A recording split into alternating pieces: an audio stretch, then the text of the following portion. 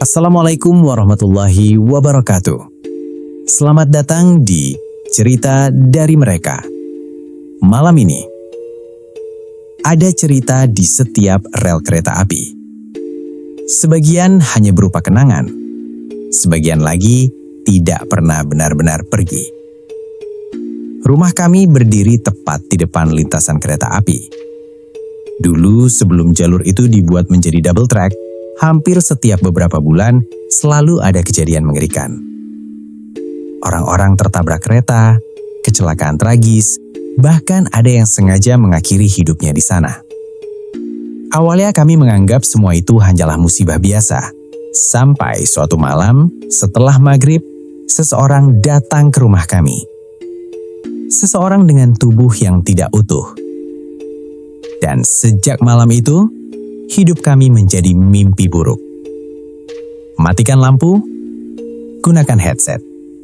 Inilah rumah di pinggir rel kereta api.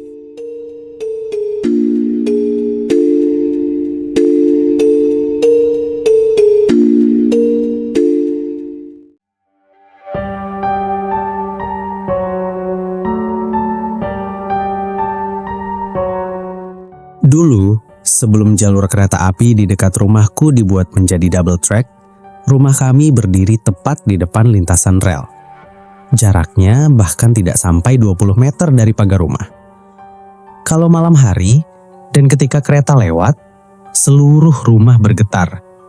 Gelas-gelas di lemari beradu pelan, jendela bergetar, dan suara besi rel yang berdecit panjang seolah terdengar sampai masuk ke kepala.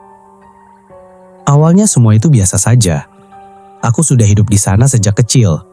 Jadi suara kereta yang melintas sudah seperti suara ayam berkokok pagi hari bagi orang lain. Tapi ada satu hal yang tidak pernah bisa dibiasakan. Kecelakaan. Entah kenapa, lintasan di depan rumah kami seperti menyimpan kutukan. Hampir setiap beberapa bulan, selalu ada kejadian. Kadang orang yang terburu-buru menerobos palang. Kadang pengendara motor yang nekat. Dan yang paling menyeramkan, ada juga yang sengaja berdiri diam di tengah rel, menyongsong kereta yang melaju sangat cepat. Aku masih ingat wajah-wajah warga yang berkumpul tiap kali ada kejadian. Ada yang menutup mulut, ada yang menangis, ada juga yang hanya diam mematung. Karena pemandangan seperti itu bukan sesuatu yang mudah dilupakan. Ibuku selalu berkata, kalau dengar keributan di rel, jangan pernah keluar. Tapi namanya anak muda, rasa penasaran seringkali lebih besar daripada rasa takut. Dan aku menyesalinya. Suatu sore sekitar pukul 5, langit terlihat mendung.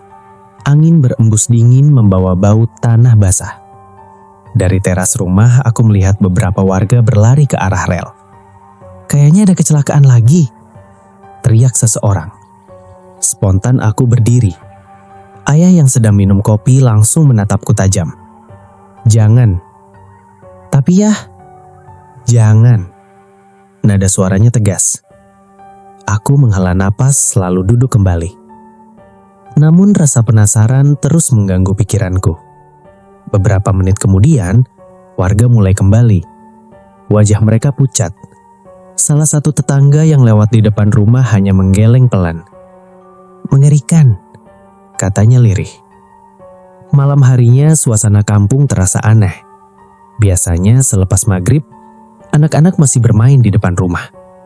Tapi malam itu, sepi. Sangat sepi. Bahkan suara jangkrik pun terasa menjauh. Aku duduk di teras bersama ayah dan ibu. Lampu teras berwarna kuning redup menerangi halaman kecil rumah kami. Sesekali angin dingin berembus melewati wajahku. Entah kenapa malam itu rasanya berbeda. Aku merasakan sesuatu yang aneh. Perasaan tidak nyaman. Seolah-olah ada seseorang yang sedang memperhatikan kami. Aku menoleh ke arah rel kereta. Gelap. Hanya ada lampu jalan yang berkedip-kedip dari kejauhan. Lalu, aku melihat sesuatu. Di dekat rel, ada seseorang berdiri, diam. Awalnya aku pikir itu warga yang sedang lewat. Tapi orang itu tidak bergerak sama sekali. Hanya berdiri memandang ke arah rumahku. Aku menyipitkan mata. "Ya, siapa itu?" tanyaku. Ayah ikut melihat, namun wajahnya langsung berubah. "Ada orang." "Iya ya, di dekat rel." Ayah menatap beberapa detik, lalu mengernyit. "Gak ada siapa-siapa." Aku terdiam. Aku kembali melihat ke arah rel. Kosong. Tidak ada siapa-siapa. Jantungku berdetak lebih cepat. Padahal beberapa detik lalu, aku yakin sekali melihat seseorang berdiri di sana. "Masuk saja," kata ibuku. "Malam ini anginnya gak enak." Aku mengangguk pelan. Mungkin aku hanya salah lihat. Mungkin karena pencahayaan. Atau mungkin karena pikiranku masih memikirkan kecelakaan tadi sore. Aku mencoba menenangkan diri. Sekitar pukul 8 malam, suara kereta terdengar dari kejauhan. Tit. Suara klakson panjang memecah keheningan. Tanah mulai bergetar pelan. Lampu kereta terlihat dari kejauhan. Semakin dekat, semakin terang. Brem. Kereta melintas cepat di depan rumah. Angin kencang menerpa halaman. Aku memandang rel dari jendela. Dan saat itulah, di antara cepatnya gerbong yang melintas, aku melihat sesuatu. Sesosok manusia, berdiri sangat dekat dengan rel. Diam. Tidak bergerak. Rambutnya menutupi wajahnya. Tubuhnya sedikit membungkuk. Aku membeku. Mataku mengikuti sosok itu. Lalu, sosok itu perlahan mengangkat kepala. Dan meski hanya sepersekian detik, aku melihat wajahnya. Wajah pucat. Mata kosong.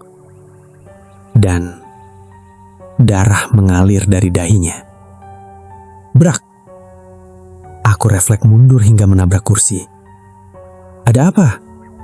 teriak ibu dari dapur. Aku terdiam. Tenggorokanku terasa kering. Tubuhku mendadak dingin. Karena saat kereta selesai lewat, tak ada siapapun di sana. Kosong. Hanya rel panjang yang gelap. Malam itu, aku belum tahu bahwa itu adalah awal dari sesuatu yang akan mengubah hidup keluargaku. Dan beberapa hari berikutnya, seseorang akan datang ke rumah kami. Seseorang yang seharusnya sudah tidak hidup lagi. Malam setelah aku melihat sosok di dekat rel itu, aku hampir tidak bisa tidur. Setiap kali memejamkan mata, bayangan wajah pucat dengan darah mengalir dari dahinya muncul lagi di kepalaku. Aku terus meyakinkan diri, mungkin aku hanya lelah. Mungkin aku terlalu memikirkan kecelakaan kemarin sore. Tapi anehnya, semakin aku mencoba melupakan kejadian itu, semakin jelas bayangan wajah itu muncul. Keesokan harinya, aku bangun dengan kepala terasa berat. Di dapur, ibu sedang memasak. Aroma bawang goreng dan nasi hangat biasanya membuat perutku lapar. Tapi pagi itu rasanya berbeda. Entah kenapa suasana rumah terasa lebih dingin. "Ayah mana?" tanyaku. "Sudah keluar dari tadi," jawab ibu. "Mau lihat rel katanya." Aku mengernyit. "Lihat rel." Ibu menoleh sebentar. "Kemari malam katanya ada sandal sama tas kecil dekat pinggir rel." Aku diam. Entah kenapa kata tas kecil membuat dadaku terasa tidak nyaman. Aku langsung menepis pikiran aneh itu. Hari berjalan seperti biasa. Orang-orang kembali sibuk dengan pekerjaan masing-masing. Anak-anak kembali bermain di jalan. Suasana kampung terlihat normal. Sampai maghrib tiba. Langit berubah jingga gelap. Suara azan berkumandang dari masjid dekat rumah. Setelah sholat, aku, ayah, dan ibu duduk di teras rumah seperti biasanya. Ayah menyeruput kopi pelan. Ibu sibuk mengupas buah, sedangkan aku memainkan ponsel sambil sesekali melihat rel kereta. Malam itu angin terasa jauh lebih dingin. Dingin yang aneh. Bukan dingin karena cuaca, tapi dingin yang rasanya merambat pelan sampai ke tulang. Tiba-tiba, aku mendengar suara langkah kaki. Tap, tap, tap. Pelan. Dari arah pagar depan rumah. Aku mengangkat kepala. Kulihat ada seorang pemuda berdiri di luar pagar. Usianya mungkin sekitar 20 tahunan. Tubuhnya kurus, bajunya lusuh, kepalanya tertunduk. Awalnya aku mengira itu orang yang tersesat. Aku berdiri. Mau cari siapa, Mas? Dia diam, tidak bergerak. Ayah dan ibu ikut menoleh. Siapa itu? Tanya ibu pelan. Aku mendekat ke pagar. Dan saat itulah, tubuhku seolah berhenti bergerak. Dadaku mendadak sesak. Lututku terasa lemas. Karena akhirnya aku bisa melihat wajahnya dengan jelas. Wajahnya dipenuhi darah. Sebagian dahinya seperti robek. Mata kirinya membengkak. Mulutnya dipenuhi luka. Dan yang paling mengerikan, bagian lehernya terlihat miring seperti patah. Aku membeku. Suara nafasku terasa berat. Sementara sosok itu perlahan mengangkat kepalanya, lalu menatap lurus ke arahku. Matanya kosong, sangat kosong, seolah tidak memiliki kehidupan. Kemudian bibirnya bergerak pelan. Tolong, suaranya serak, sangat pelan. Tolong carikan barangku. Jantungku berdegup sangat keras. Aku mundur satu langkah. Apa? Tanyaku gemetar. Sosok itu masih menatapku. Barangku tertinggal di rel kereta. Ibu langsung memegang lengan ayah. Wajahnya pucat. Ayah, bisik ibu pelan. Ayah terlihat diam. Tatapannya tidak berpindah sedikit pun dari sosok itu. Aku memberanikan diri bertanya lagi. Apa yang tertinggal? Sosok itu diam. Tidak menjawab. Beberapa detik berlalu. Sunyi, sangat sunyi. Bahkan suara jangkrik pun tiba-tiba tidak terdengar. Lalu, angin dingin berhembus sangat kencang. Dar. Pintu pagar rumah berbuka sendiri. Aku refleks memejamkan mata. Dan saat kubuka kembali, sosok itu sudah tidak ada. Hilang. Begitu saja. Kosong. Hanya jalanan gelap di depan rumah. Aku menoleh ke ayah. Wajahnya pucat. Ibu terlihat memegang dadanya. Tuh, suaraku bergetar. Itu tadi apa? Tidak ada yang menjawab. Malam itu kami masuk rumah lebih cepat dari biasanya. Tak ada yang berbicara saat makan malam. Suasananya terasa berat. Aku beberapa kali melihat ke arah jendela. Takut kalau sosok itu muncul lagi. Pukul 10 malam aku masuk kamar. Aku mencoba menonton video di ponsel agar pikiranku tenang. Tapi tidak berhasil. Yang terus terbayang hanya wajah pemuda itu. Akhirnya aku mematikan lampu, menarik selimut, dan memejamkan mata. Entah sudah berapa lama aku tertidur. Tapi tiba-tiba, aku terbangun. Mataku terbuka perlahan. Kamar sangat gelap. Jam dinding menunjukkan pukul 1:17. Aku menghela nafas. Lalu, aku mendengar sesuatu. Suara seseorang. Sangat pelan. Seperti berbisik tepat di dekat telingaku. Tolong. Tubuhku menegang. Bulu kuduku berdiri. Tolong. Carikan barangku. Jantungku seperti berhenti berdetak. Karena suara itu terdengar sangat dekat. Sangat dekat. Seolah seseorang sedang berdiri tepat di samping tempat tidurku. Tolong carikan barangku. Tubuhku langsung kaku. Mataku terbuka lebar menatap langit-langit kamar. Aku bisa mendengar suara napasku sendiri. Berat. Cepat. Tanganku mulai dingin. Keringat mengalir dari pelipis meski udara malam terasa dingin. Dan yang paling mengerikan, suara itu masih ada. Tepat di samping telingaku. Tolong. Aku mencoba menoleh. Pelan sekali, sangat pelan. Jantungku berdetak begitu keras sampai rasanya ingin keluar dari dada. Lalu, bruk! Aku langsung bangun dari tempat tidur. Tanganku menyalakan lampu dengan gemetar. Klik! Cahaya lampu memenuhi kamar. Kosong. Tidak ada siapa-siapa. Lemari di sudut kamar masih tertutup. Jendela masih terkunci. Pintu kamar juga tertutup rapat. Aku menelan ludah. Mungkin aku bermimpi.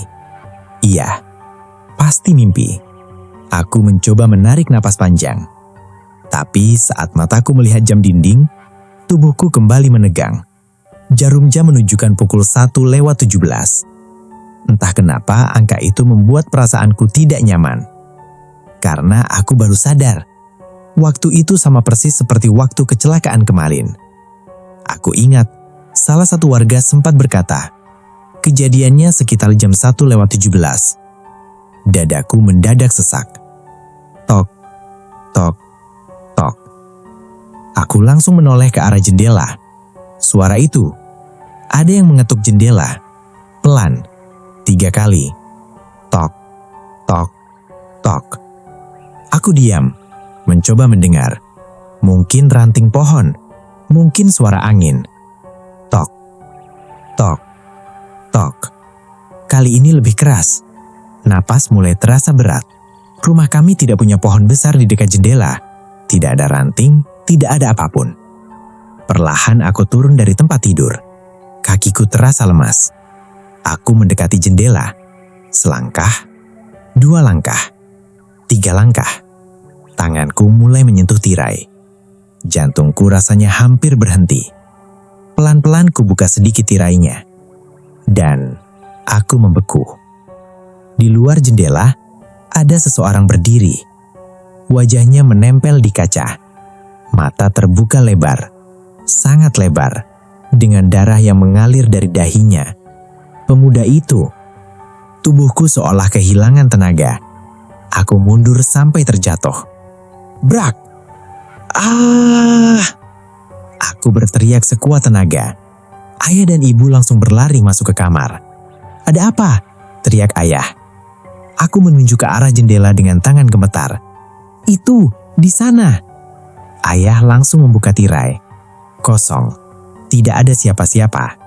Hanya halaman gelap dan suara jangkrik. Ayah menatapku. Kamu mimpi. Aku menggeleng cepat. Enggak ya, sumpah. Itu orang yang kemarin. Wajah ibu mulai pucat.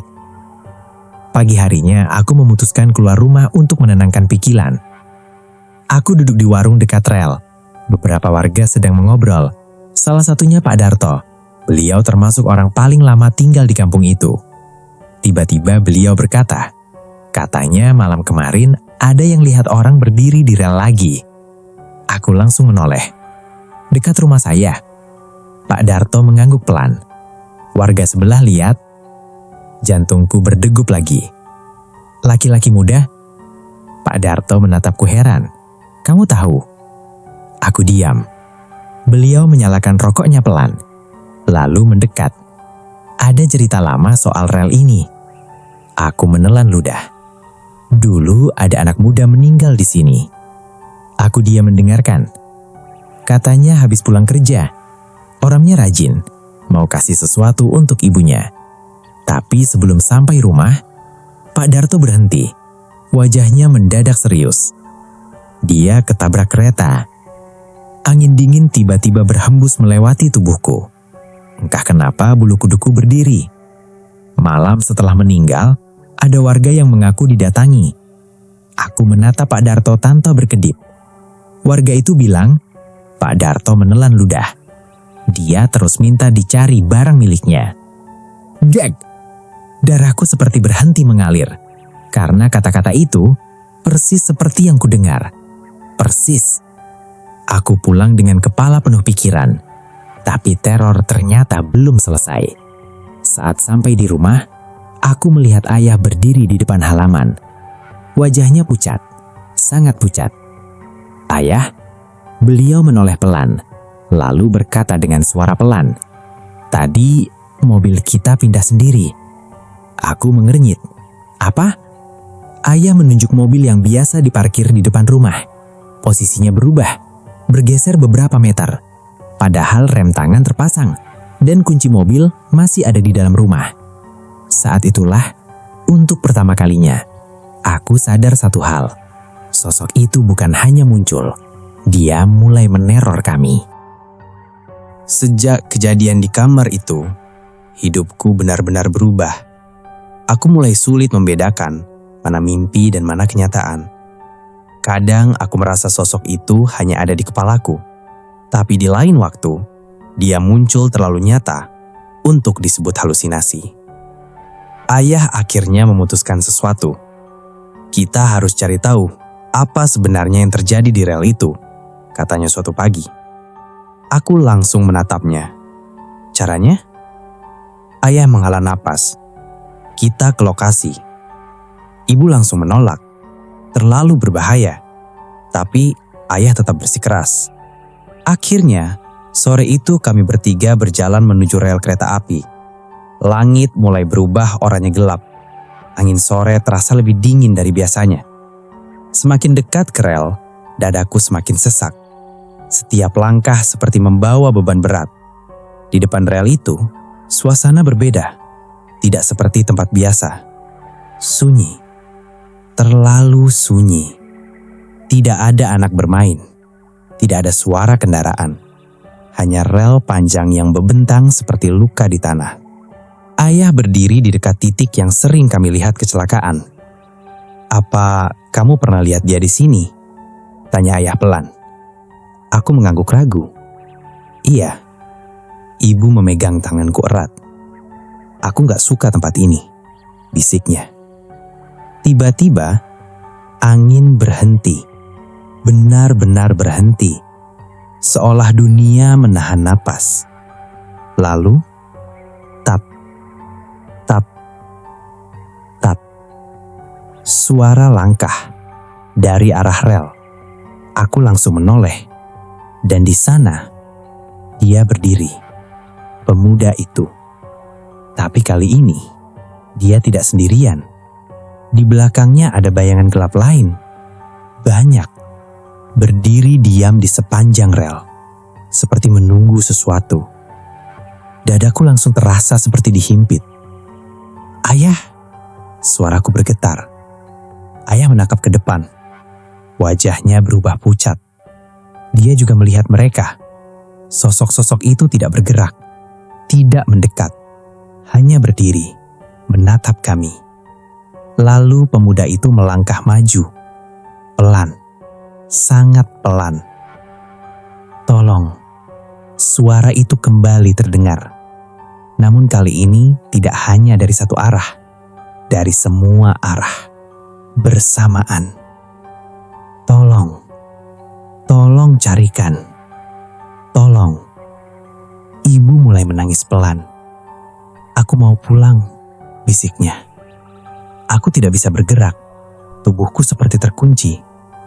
Pemuda itu berhenti tepat di depan rel, lalu menunduk, seperti sedang mencari sesuatu. "Apa yang kamu cari?" teriak ayah tiba-tiba. Suara ayah menggema di tempat itu. Seketika semua suara berhenti, hening total. Pemuda itu perlahan mengangkat kepala. Matanya menatap kami. Kosong. Tapi kali ini berbeda. Ada sesuatu di dalam tatapannya. Kesedihan. Bukan hanya kemarahan. Bukan hanya ketakutan. Tapi sesuatu yang lebih dalam. Lalu dia berkata pelan, "Barangku." Aku menelan ludah. "Apa barang itu?" Dia diam beberapa detik. Lalu menunjuk ke arah rel. Di sana. Angin tiba-tiba berhembus kencang. Debu kecil berterbangan. Dan saat itu, aku melihat sesuatu di antara rel. Sebuah dompet kecil dari beludru merah. Tergeletak. Sudah lama tertutup tanah. Ayah mendekat perlahan. Aku mengikuti dari belakang. Dengan tangan gemetar, ayah membersihkan tanah di atas dompet kecil itu. Dan perlahan dibuka. Ayah terkejut melihat isinya. Sebuah kalung serta liontinnya, sebuah gelang rantai, satu buah cincin kawin. Ibu langsung menutup mulut. Itu, ayah menatap benda itu lama. Isi dompet kecil ini. Suasana semakin berat. Tiba-tiba aku teringat kata Pak Darto. Dia mau kasih sesuatu untuk ibunya. Tanganku gemetar. Ini, barangnya, bisikku. Saat dompet kecil itu diangkat ayah, angin berhenti lagi. Sunyi, sangat sunyi. Lalu dari arah rel, suara langkah itu kembali terdengar. Tap, tap, tap. Pemuda itu semakin dekat. Wajahnya mulai berubah. Tidak lagi penuh darah. Luka-luka di wajahnya perlahan hilang. Seperti waktu diputar ulang. Dia berdiri tepat di depan kami. Lalu menatap isi kantong kecil itu. Tangannya perlahan terangkat. Mengambilnya.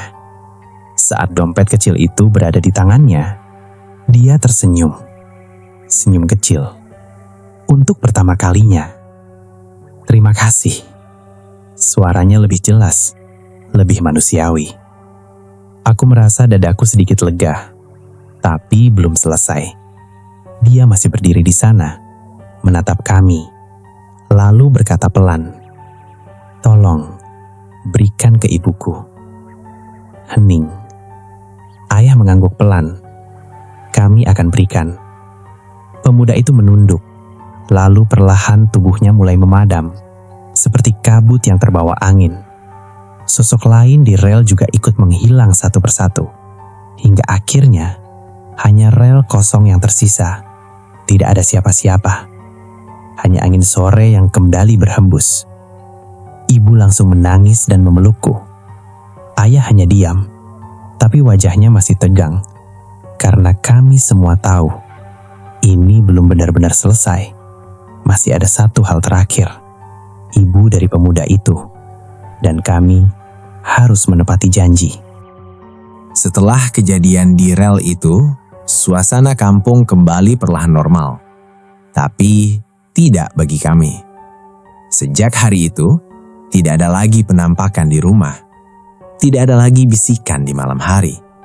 Tidak ada lagi suara ketukan di jendela.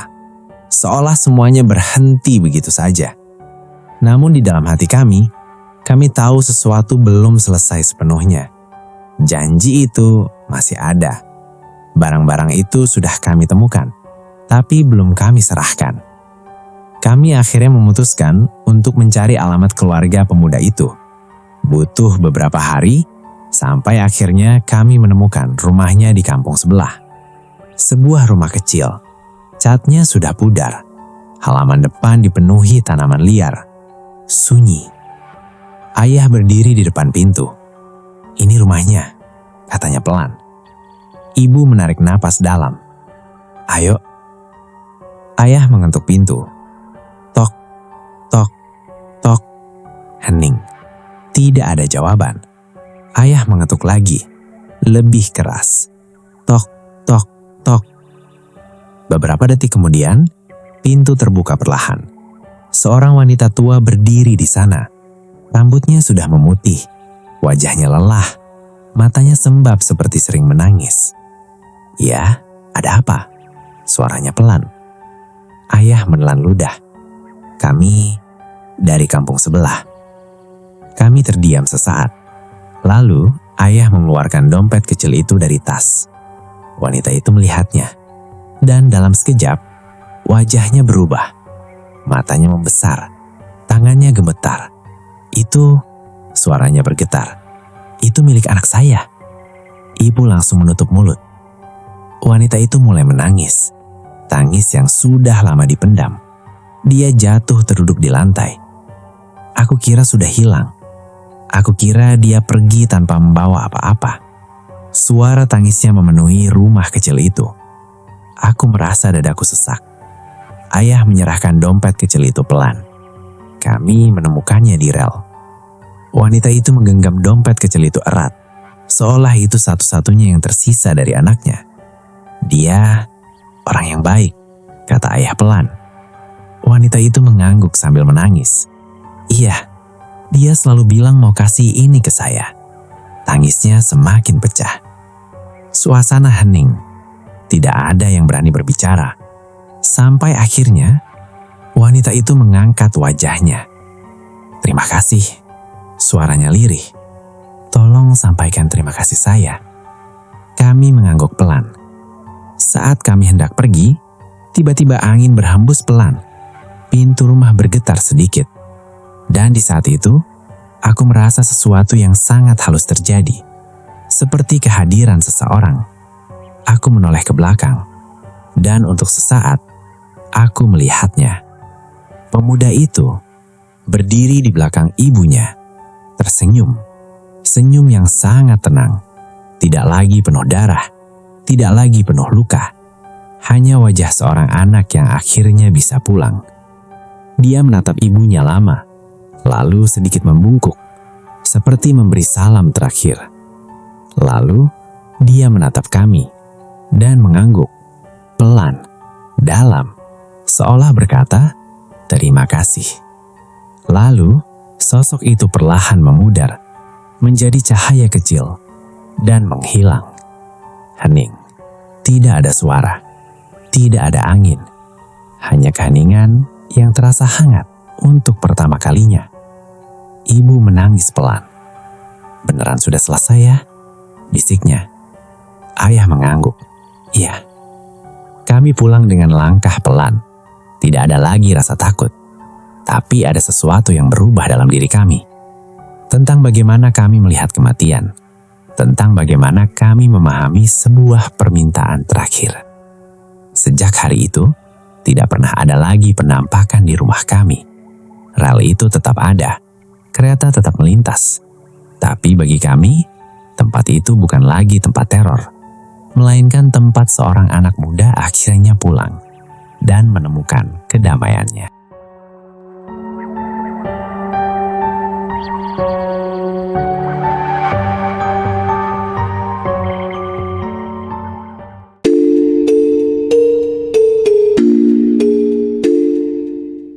Sejak barang itu sampai ke tangan ibunya, sosok pemuda tersebut tidak pernah datang lagi. Tak ada lagi suara langkah di malam hari. Tak ada lagi bisikan meminta tolong. Tak ada lagi bayangan yang berdiri diam di depan rumah. Namun, sampai hari ini, setiap kali suara kereta melintas di tengah malam, aku masih teringat senyum terakhirnya. Kadang aku berpikir, mungkin beberapa arwah tidak datang untuk menakut-nakuti manusia. Mereka hanya ingin menyelesaikan sesuatu yang belum sempat mereka tinggalkan. Karena ada beberapa janji, yang bahkan kematian pun tidak bisa menghentikannya. Terima kasih sudah mendengarkan cerita dari mereka. Jangan lupa subscribe, like, dan bagikan. Karena semakin banyak yang mendengar, semakin banyak yang tahu bahwa mereka benar-benar ada. Wassalamualaikum warahmatullahi wabarakatuh.